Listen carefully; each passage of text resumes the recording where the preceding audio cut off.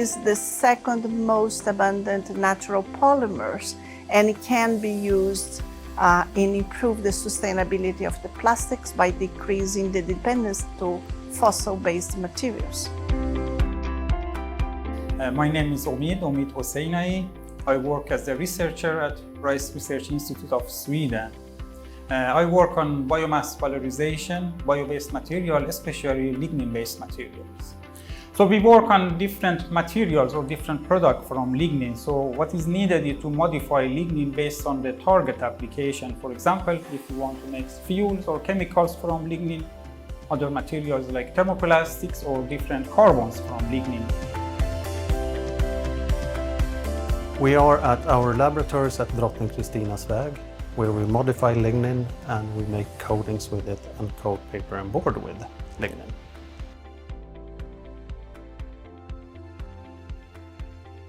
This is one of the wet spinning labs at Rice. Here we develop fibers from renewable sources, mainly from lignin and cellulose. The fibers can be used in several applications, for example as a precursor for carbon fiber, textile fiber development, and also fibers for biocomposites.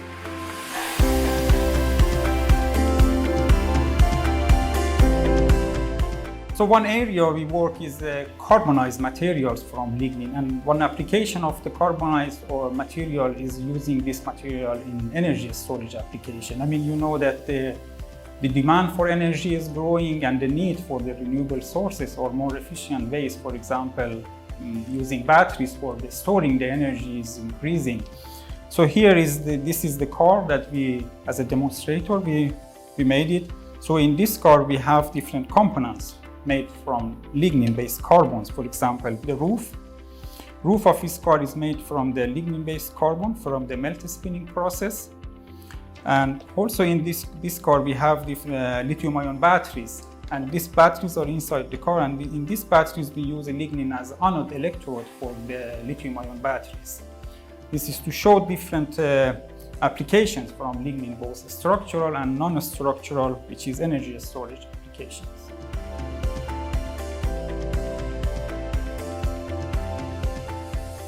My name is Filipa Lima and I work as a research engineer here at Rice, mainly with chemical analysis of samples from the pulp and paper industry.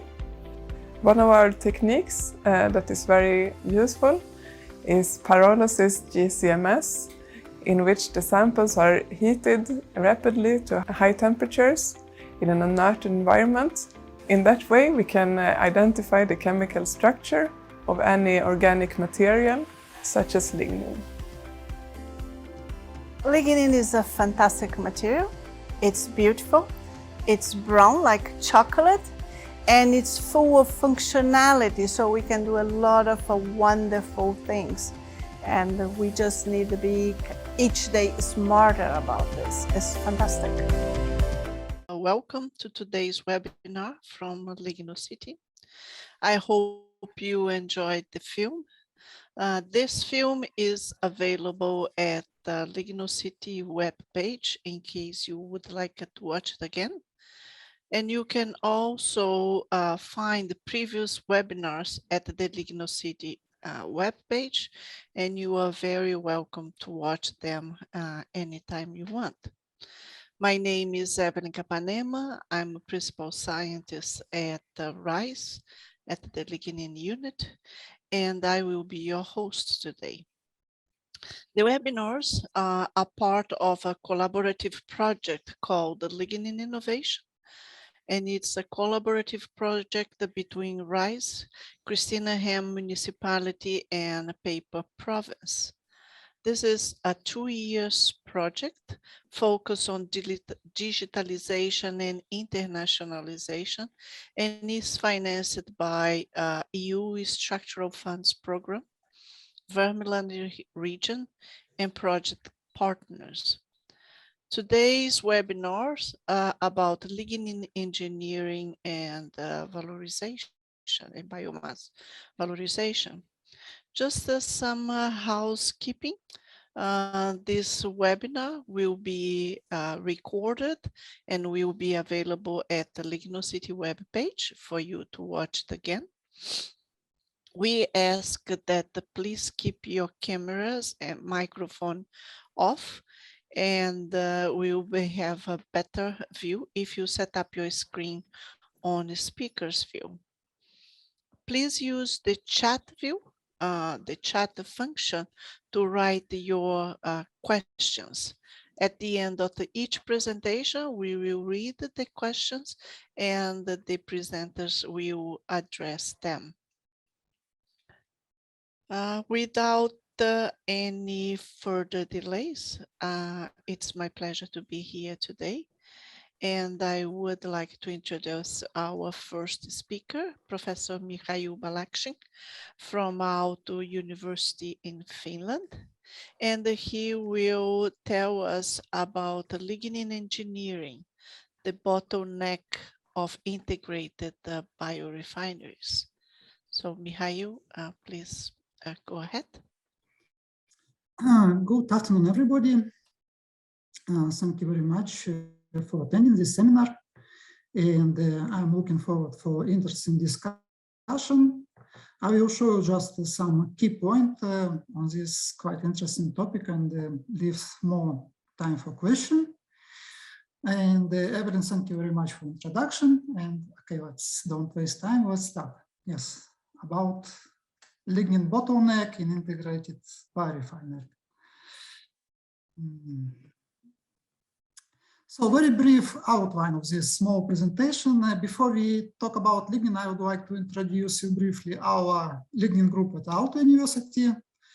And then it will be two major questions on this presentation.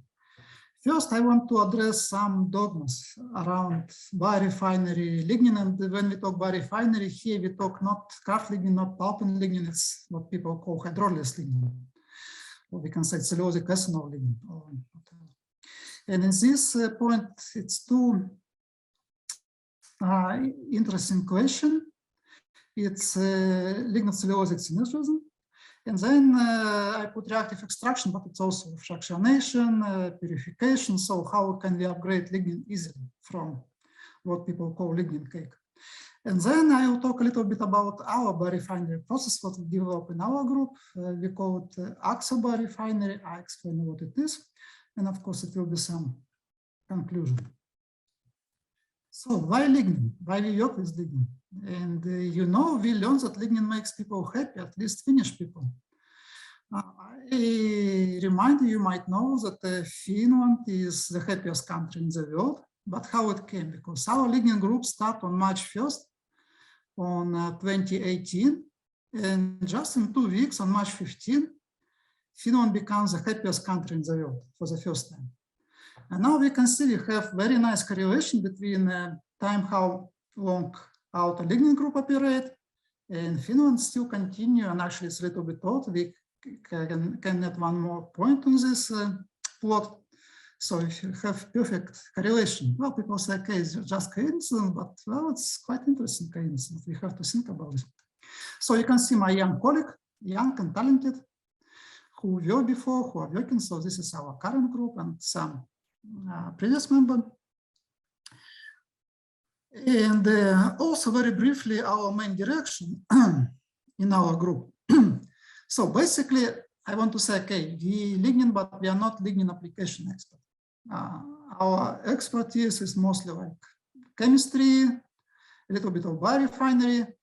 We do work with application, but how we work? We try to cooperate with top or experienced material scientists, people who know application. And our goal is to deliver them the best lignin. So we have to understand, we have to get information from them what they need in terms of functionality, molecular weight, some other properties, and then our goal how to get it. But of course, we address some fundamental question of lignin chemistry, like analytical, or you can see that we draw your new model for spruce lignin, which is quite different from previous one. Then we work about advanced integrated biorefinery, and this is the main topic of our discussion today. So then, again, finally we come to lignin engineering. What means lignin engineering? It's to establish correlation, quantitative correlation between process condition, between lignin structure, between lignin properties, and finally between performance of lignin in specific application. And understanding this correlation, we can engineer lignin purposefully. It means that we can play this process, post-process, select the best lignin, and have the best performance of it. So now we are coming to integrated biorefinery, and our work, we are lignin chemistry, but of course we keep in mind that lignin is not the only part of biomass. So in terms of integrated biorefinery, we have three major components of at least woody biomass. I'm not talking about more complex like plant, non-wood, and so on. So of course the main component is cellulose, hemicelluloses, but historically they are well addressed the application, even in pulping process like this. These are cellulose is the main process. Hemicellulose is usually like additional adding value, but also in terms of like cellulosic ethanol biorefinery, okay, this product goes to bioethanol or to monomeric sugar. And then we come into lignin. And the lignin, okay, well, some kind of historical classification, because you know that lignosulfonate here, LS, it's a traditional commercial product already for many decades, and there are quite a lot of work and they're on market. Softwood kraft lignin is coming to the market. And also quite a lot of work has been done related to different aspects of valorization of softwood kraft lignin. And I will not talk about this too, because there are much better people who can talk about this much better than me, including a lot of people at RISE who work a lot with valorization of softwood kraft lignin.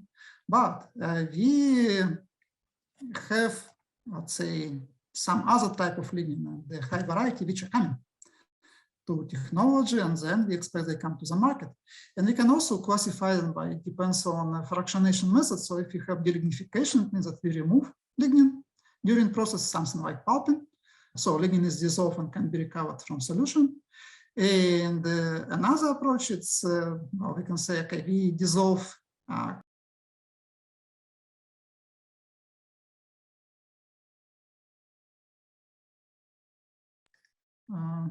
sorry, I saw that somebody mute me. So saccharification, when we have, for example, like a chemical or enzymatic hydrolysis of carbohydrate, and then lignin returns like a residue. So again, cellulose is addressed, hemicellulose is addressed. Lignin is very complex and pretty much under-investigated.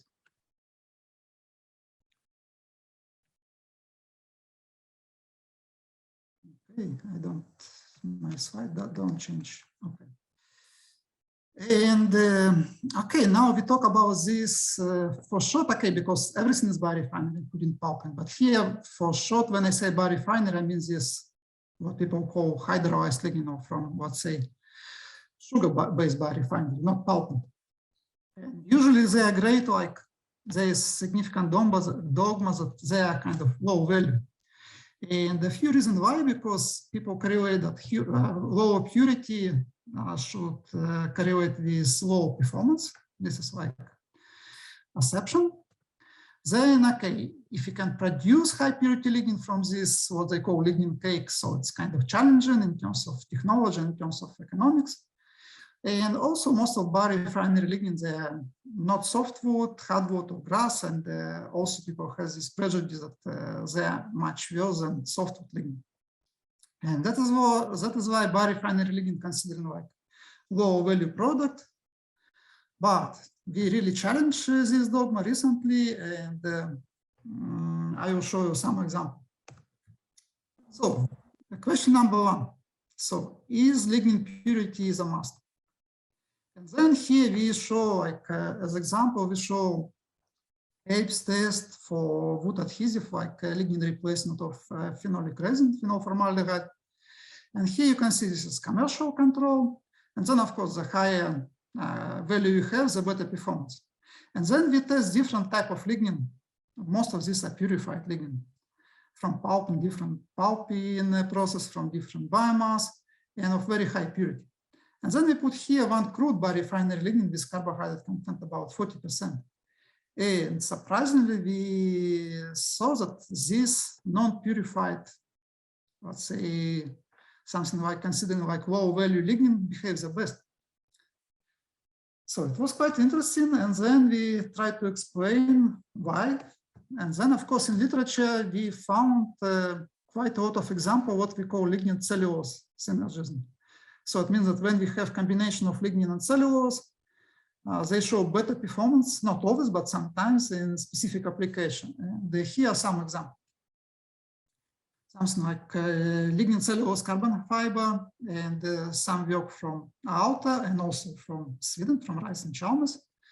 Then lignin with cellulose nanocrystal and thermoplastic. Lignin improve also, not only cellulose improve lignin performance, but lignin improve cellulose nanocrystal and CNF performance. So then we suggest that similar effect can occur in the case of biorefinery lignin, which contain highly crystallized cellulose. But what is the difference? Because all this example, people use high purity cellulose nanocrystal, which is quite expensive product. So if you use crude biorefinery lignin, of course, performance not so great like purified CNC, but in terms of cost, we consider this is 2 orders of magnitude. This is value of crude biorefinery lignin versus value of CNC. But also we have to say that, okay, this is not just you can take anything and it will work. No. Cellulose component of this crude biorefinery lignin must be also optimized. Well, in certain applications, yeah, lignin works as is, like crude, pretty good, but sometimes we really need purified lignin, or sometimes we need like narrow fraction, or sometimes we need even modified lignin. And we can also get it easily from a specific, again, what we call crude biorefinery lignin. So if we use just simple purification, so let's say we extract with a solvent, and we can get purified lignin of high purity and high extraction yield. Of course, depends on this crude lignin. But also playing with solvent composition, like, and we use kind of friendly green solvent like ethanol or acetone. Playing with solvent composition, with solvent concentration, we can fractionate for specific narrow molecular weight fraction and glass transition fraction. Of course, other property will be more specific. But also, let's say, look, this simple process. Okay, so we just add, for example, here. So this is simple extraction or fractionation. And okay, we work with ethanol, and if you just a catalytic amount of strong acid, like sulfuric acid, and do almost pretty much the same, just a little bit higher temperature. So reflux under atmospheric pressure, then we can get partially ethoxylated lignin, or if you use acetic acid, it will be partially acylated lignin. And this is already modified lignin. So we can use alkylation, we can use acylation, and we can use other chemistry. So then you can see that, okay, it's technically very simple. We use relatively safe chemicals, and then it should be affordable economically. Okay. Okay, now we go from a very general concept of biorefinery to something what we call aqua soft omni biorefinery, and the abbreviation will be AXO biorefinery. So what we do modified hydrothermal treatment after hydrolysis, which is quite known process, but we use a very specific condition to get to optimize lignin and the LCC fraction. And then what we do, so when we produce, of course, something will be water soluble, it will be hydrolyzed. And then when we have this solid after modified H2 treatment, we use solvent extraction. It could be specific organic solvent like ethanol, acetone, different concentrated mixture with water. It could be also sodium hydroxide, alkaline. And then depends on condition, we can extract lignin or even lignocarbohydrate complex extract. And then we have extracted solids. And now I will show you like what we have from this product. So first, lignin yield. So it depends on severity, which we express through P factor. So when we increase severity, we see that the lignin yield is increasing, yield of extractable lignin, and come very close to 100% of original biomass lignin. But you can see the total balance is above 100. It means that we also generate some pseudo-lignin, but this is not necessarily a problem. It could be even beneficial for application. What another interesting feature, so when we see effect of P factor on amount of carbohydrate in our lignin, so quite often people try to get very pure lignin, and we can do it if we operate at a high severity. But if we want a lignin carbohydrate complex, which is quite variable product potential, which a lot of interesting application, we can get it on specific severity and some specific other conditions. So you can see that amount of total carbohydrate in lignin as LCC, because we do proof linkages, chemical linkages between them. So it's quite significant. And then what we have in our extracted solid. So of course, since we extract lignin, so you see lignin content drop, and the minimum lignin content, what we have, it's about like 6%.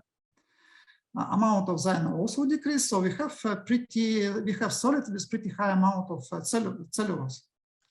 And then, of course, we have some residual amount of glucan and lignin, but you can see that we can get different combinations. And here I show some property in terms of chemistry, beta for different aliphatic phenolic OH group, molecular weight, glass transition. So just example, we have much more. So what I want to show with this slide, that we can produce lignin in pretty big range of different structure and property. And then it's a pretty big room for lignin engineering when we know what we need. So we can, if we know what we need, we can produce this lignin or LCC complex. And then I show you like very general why we call this biorefinery like omni, because it can be combined many different ways, and this is not like this is just example. It's not like the whole story. So we can use it like in reactive extraction. We can produce particles like nanoparticles from lignin and LCC. We can use enzymatic hydrolysis. We still can use like traditional pulping operation, or even maybe go straight to bleaching. So combining these different biorefinery operations, we can have different scenarios. And this scheme shows us that, okay, this yellow is traditional biorefinery product like bioethanol, sugar, monomeric sugar, or chemical pulp. With green, we show that we can have quite a lot of new process stream, precursor, which can be used in high value product. So this you can see that we not only getting lignin, not only getting LCC, but we can also utilize other stream with hemicelluloses, mostly here, and with cellulose enriched solid, what we call cell lignin, and can use in different application. And the most of this example we are working on it right now, again, as I mentioned, with different application expert. And yeah, we have quite promising preliminary result, and we continue with this.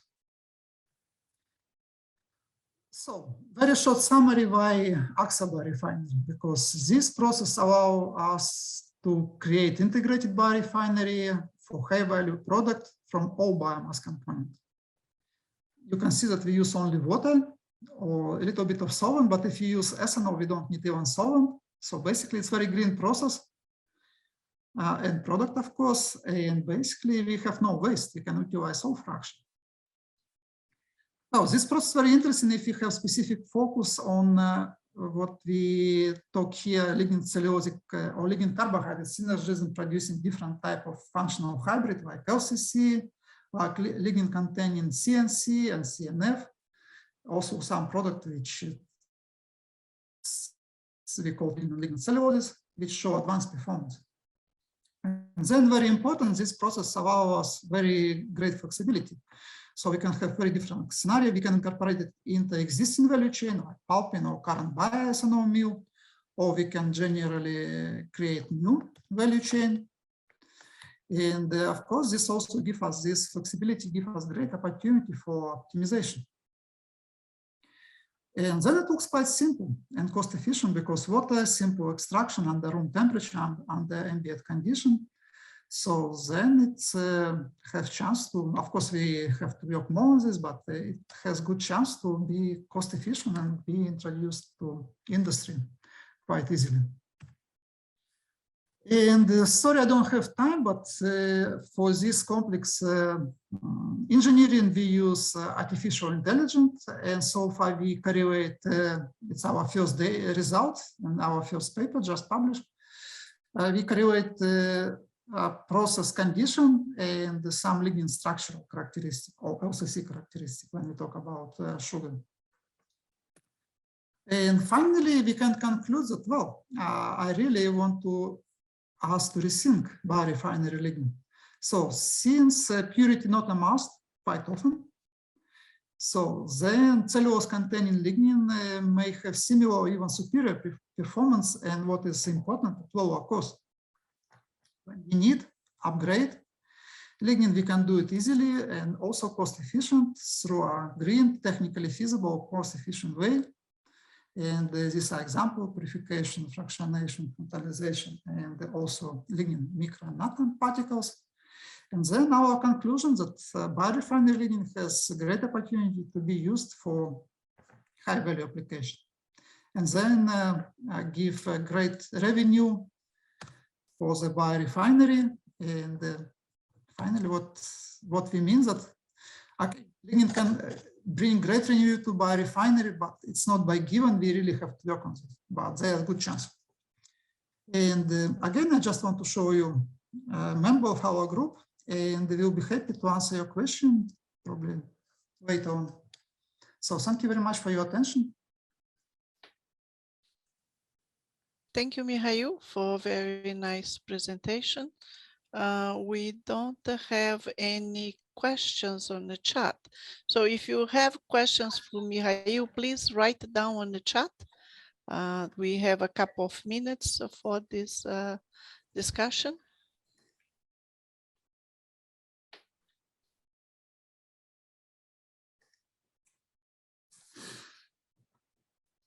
I have one question, because you do this, you play with the severity of the hydrothermal treatment, and then you have the solids, and you talk about that you can do extract this, and you talk about the ecosystem and solvent. So what did you use on the separation?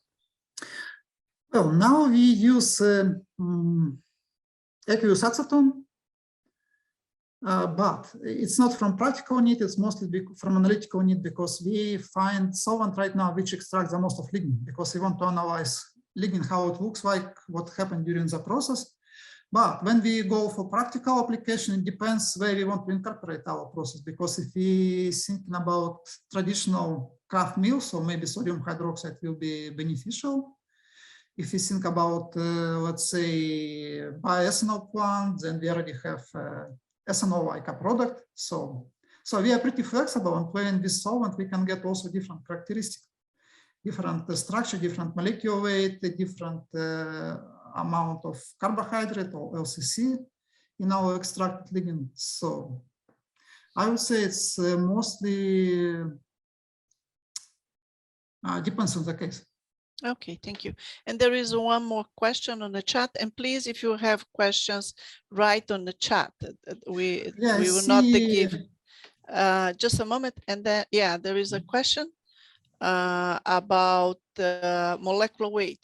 What is the molecular weight of the lignins from the process?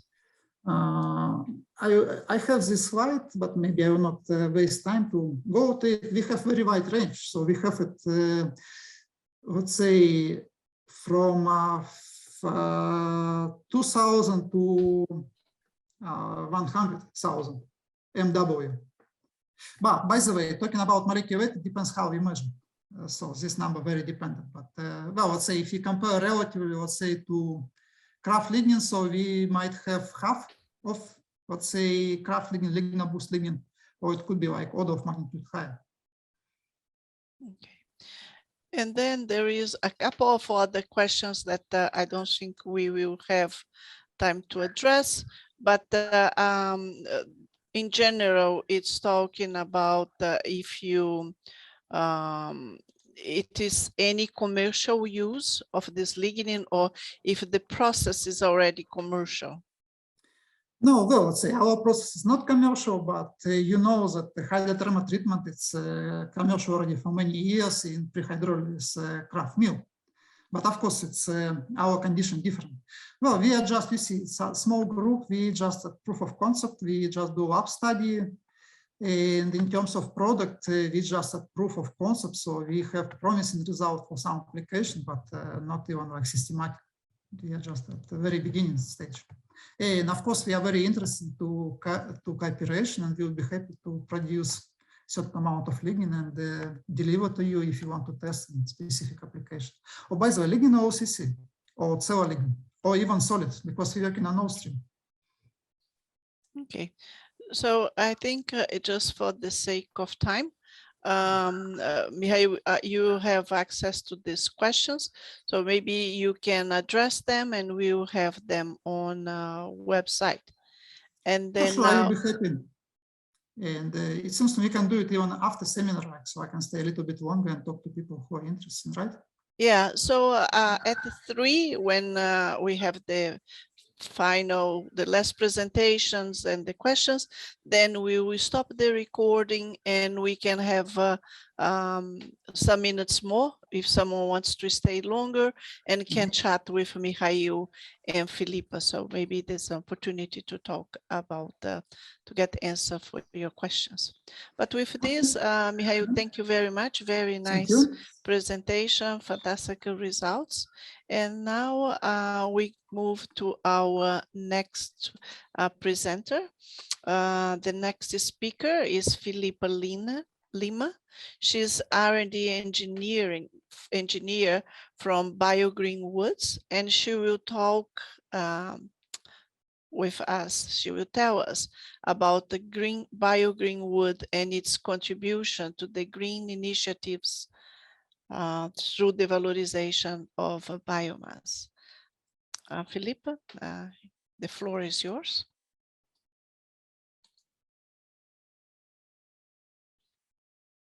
You are muted, Filipa.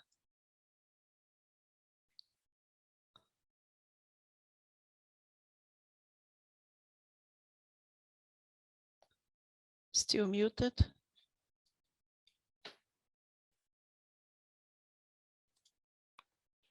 Yeah. Great. Thank you. Sorry, I was here with two screens, problem with the screen. So hi everyone, as you already know, I'm Filipa, and well, introducing a bit about me, my background is between biological and chemical engineering, and nowadays I'm in charge of the R&D department at BGW. First of all, I would like to thank the LignoCity group, or better Evelyn, for the invitation to participate in this webinar. And I have to be honest, I was a bit surprised since we at BGW, we do not work specifically with lignin, but with all lignocellulosic fractions. We work with biomass. So in the next minutes, I will try to explain you what are the main BioGreen Woods activities regarding the valorization of biomass. So I will start to introduce you a bit the motivation for biomass valorization. Then I will talk about us, BioGreen Woods, presenting you our bio-based circular process, and then I will finalize with some remarks. Well, biomass. Biomass is projected to play an important role in meeting the global climate targets. But why? What is our motivation? We have always used biomass in the past, so why we do talk about biomass valorization as something from the future? What we see here is the current world population, and what we do know is that this number will continue to increase, which results in a huge demand for energy and products, and most of them based in fossil fuels, which have caused severe environmental impacts such as pollution, greenhouse gas emissions, and of course, climate changes. This, together with the depletion of the conventional energy sources, leads to one of the biggest challenges that our society faces today. That is the sustainable production of clean energy and also chemicals. Fortunately, several renewable sources have emerged and are gaining ground, as is the case, for instance, of the solar and wind energy. However, we are talking only in alternatives for energy. And moreover, these kind of renewable energy sources are very dependent on climatic conditions.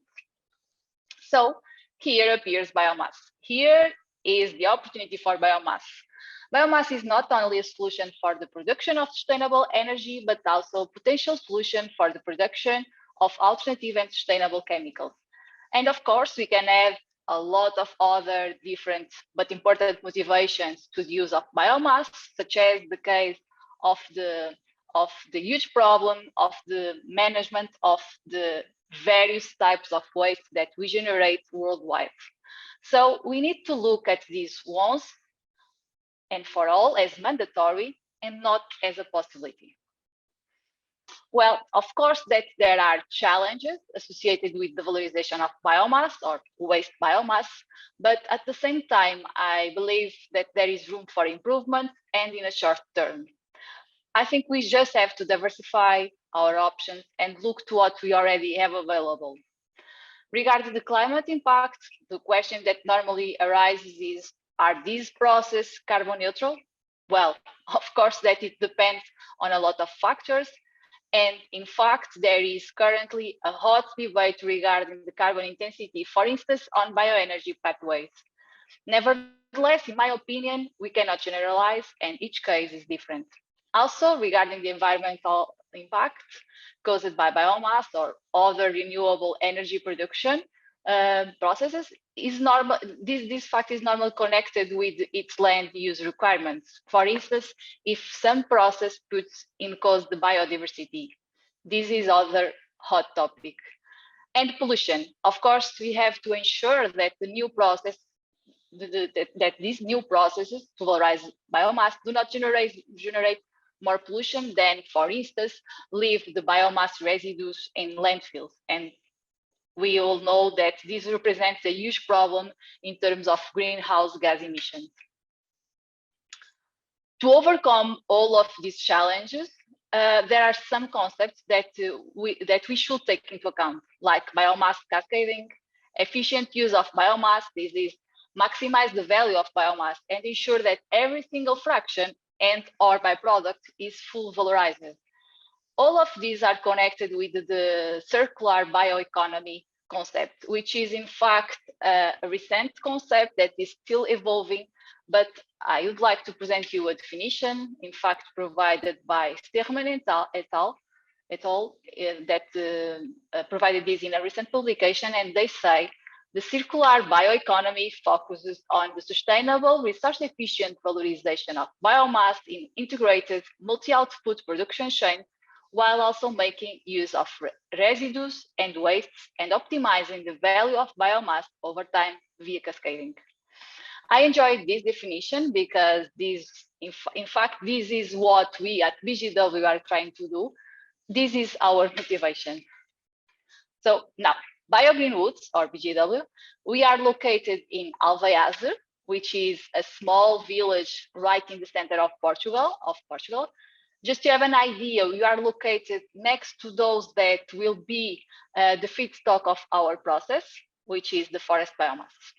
And it's here where you have our lab facilities that support our R&D activities and also our industrial unit.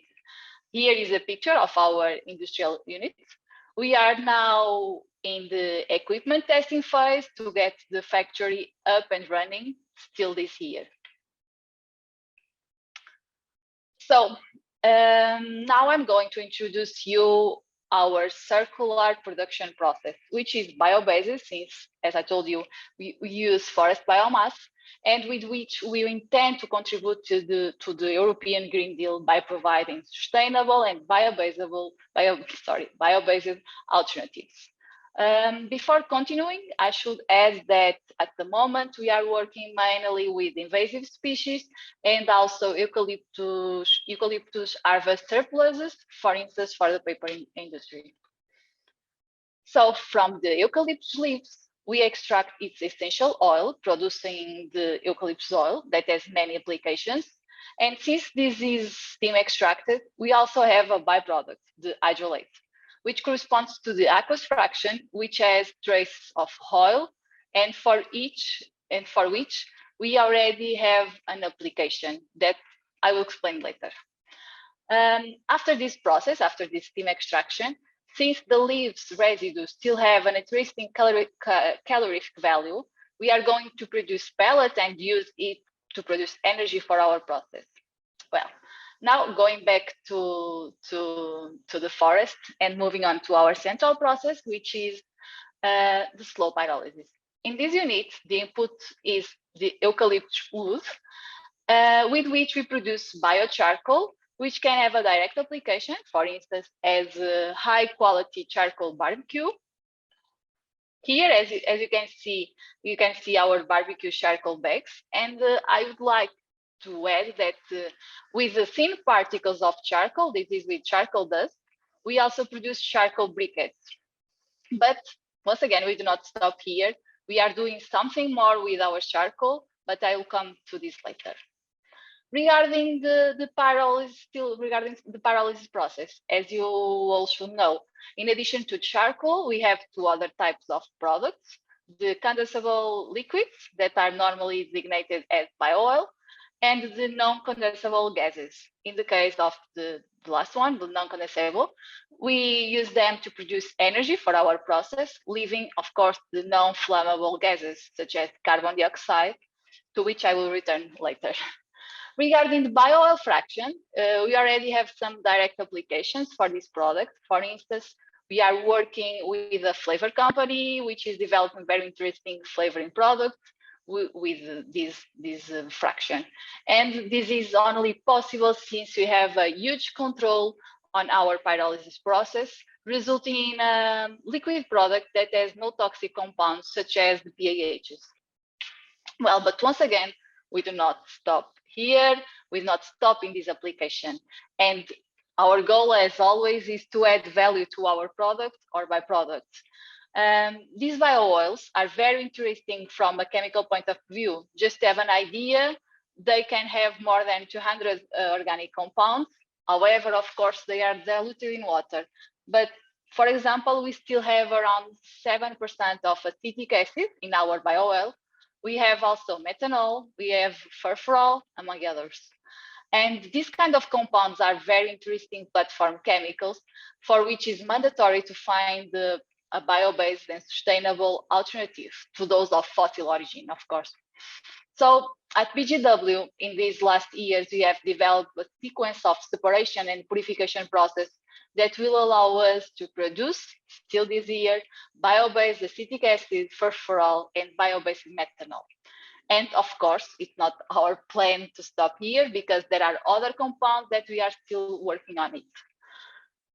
This sequence of separation processes that represents our biorefinery, this sequence here, not only allow us to valorize a byproduct, but also allow us to overcome the waste problem often pointed to the liquid fraction of pyrolysis. And now the funny part, at least that's my opinion. Currently, the last stream of our biorefinery is a very interesting and simple aqueous matrix, with which, together with the products obtained from the leaves, you remember the eucalyptus oil and hydrolate, we have been working to produce an innovative line of cleaning products sourced 100% from the forest. This BioGreen Home that you see here is in fact our brand, which is already registered. And now, as promised, back to the charcoal. As I told you, we do not stop in the charcoal for barbecue. And in the next years, we are going to scale up our activation units in order to increase the value of our pyrolysis solid fraction and transform it in activated carbon, which means that we will be producing a product with a longer life cycle. In fact, it is BGW plans to be the first producer of activated carbon in Europe. And finally, returning to the carbon dioxide, which is the only byproduct left to close the circle. So in the next years, it is our plan to capture and produce food-grade carbon dioxide. But once again, we don't want to stop here. And we already have bigger plans for our CO2, but that is, who knows, for a future webinar, because I can talk about that today. And that's it. In general, this is our production process. But as I told you a lot of times today, I know BGW does not stop here. We are working to increase the sustainability of our process. We are working to recover more and more valuable chemicals from our streams. We have also R&D lines, research lines, such as in advanced carbon materials that we are developing from the tar fraction. We also are studying other feedstocks for valorization using pyrolysis and among other projects. And as final remarks, I would like to leave here some thoughts, some sentences with which we have make the difference in the BGW project. From an economic point of view, it is very important to find alternative sources for energy, for chemicals, for common daily products. In the same way, it is also important to have more than one route to reach to the same product. Well, I think that with this current situation, the pandemic, now the war, the consequences of being dependent on a single source, on a single process, or even on a single country for something, the consequences are demonstrated. We need to diversify. And well, I think that there is no perfect solution. There are several options and we have to work with them and on them. And finally, resource efficiency. For instance, in our case, maximizing every single part of an eucalyptus tree, valorizing every single possible byproduct generated in our process is the secret of our project. And that's it. I hope you have enjoyed it, and thank you.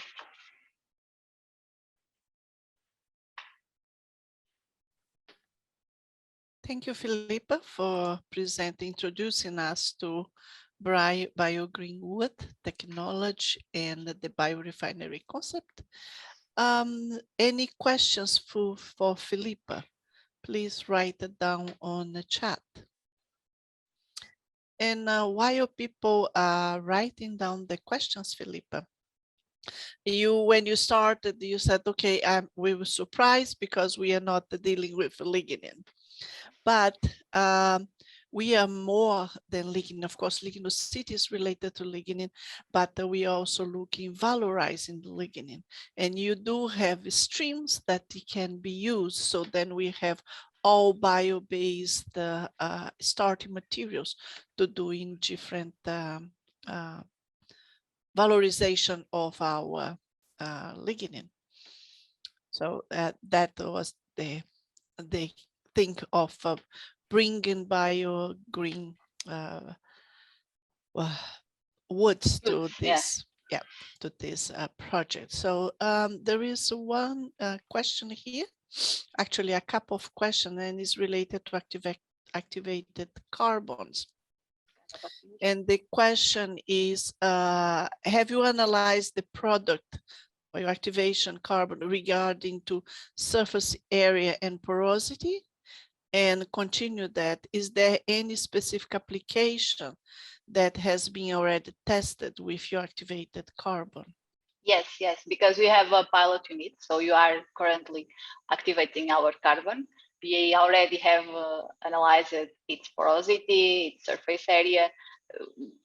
Our activated carbon is being tested for several applications, but at the moment I can't give more details because we are still developing this, and we are working with several partners on this subject, mainly on the field of the application, because the technology of activation is ours. Thank you. There is one more question about the if you are self-sufficient in terms of energy in the pyrolysis section. In terms of pyrolysis section, yeah, we are almost sufficient, internal sufficient, almost there.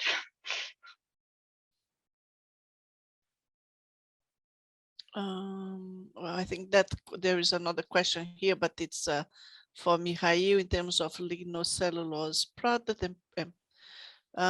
Which product can be produced from lignin? I think this is not really for you because you use the whole biomass.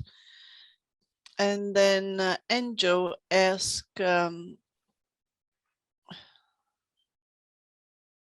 okay. Considering that in Europe there is 76 million tons of oil equivalent just released with forest residues, which forest residues would you try better, would you think to use? Yeah, we are working. I told you last slide. I think we are working in another feedstocks. We are working mainly now in residues from agriculture, industry, for instance. So this is an ongoing work. Okay, and actually the question was specific for pellets for barbecue, like charcoal. So yeah. As I told you, we can produce barbecue charcoal, and we are producing barbecue charcoal. But as I told, we do not stop. Not stop in the charcoal. We want to increase the value of our product. But yes, of course, that we can use other type of feedstocks to produce the same products. But did you see any difference on the quality of the charcoal using different fractions? Different feedstocks. Yeah. Yes, but I think that the point it will be on the application. If you are talking about barbecue charcoal, and if we are talking about barbecue charcoal and not briquette charcoal, normally there are we have to satisfy our clients, our customers. So you need to use wood. But if we think in pellets or briquettes to other application, yes, I think we can start with other feedstock. Totally. Thank you. Any more questions to Filipa?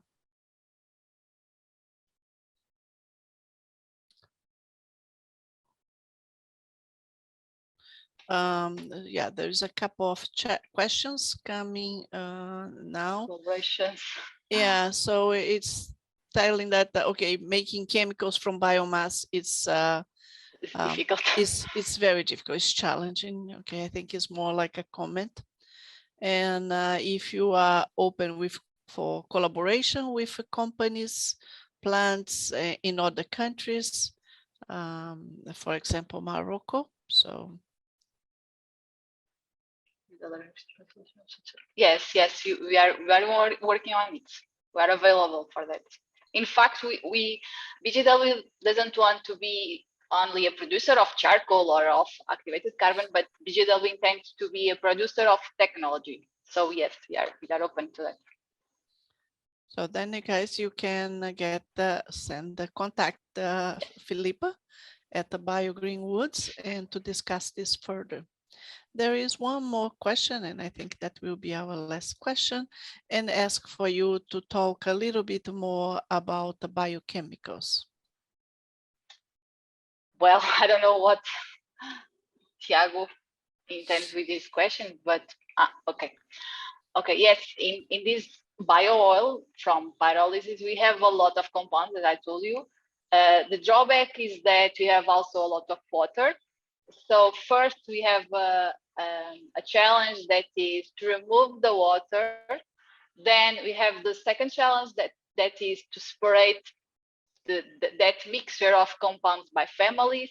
And then we need to continue to try to purify each target compound. But yes, it's difficult. We for now we believe that we have the solution for some compounds, for the most abundant ones, but we will still working on this.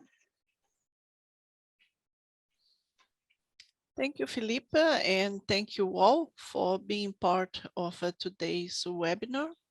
I would like to point it out that we plan to organize more webinars during the year, and we would be very happy to receive your input about what the themes would you like to us to explore in this on these webinars, and specifically on the area of bioeconomy, lignin, biomass. So your suggestions are very welcome. So we will try to find partners that they can address this. So please reuse the chat function and write about that. And if you have been working in collaborative projects or how to work in collaborative projects with lignin and so on, just enter your information and we will be addressing this anytime.